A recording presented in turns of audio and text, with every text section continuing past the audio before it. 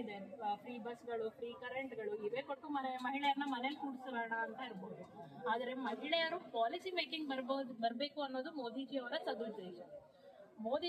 ಮೋದಿಜಿ ಅವರು ಈ ಸದುದ್ದೇಶ ಇಟ್ಕೊಂಡು ಮಾಡಿದಾಗ ಯಾವ ಉದ್ದೇಶ ಇಟ್ಕೊಂಡು ಈ ಮಸೂದೆ ಸೋಲಾಯಿತು ನನಗಂತೂ ಗೊತ್ತಿಲ್ಲ.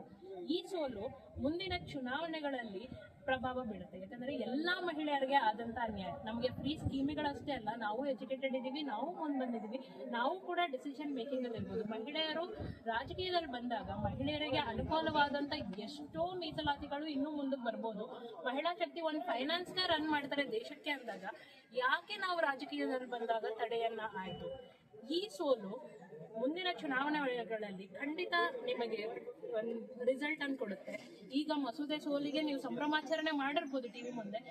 ನಿಮ್ಮ ಸೋಲಾದಾಗ ಇದೇ ಮಹಿಳೆಯರು ಕೂಡ ಸಂಭ್ರಮಾಚರಣೆ ಮಾಡ್ತೀವಿ ಅಂತ ಹೇಳ್ತಾ ನನ್ನ ಮಾತು.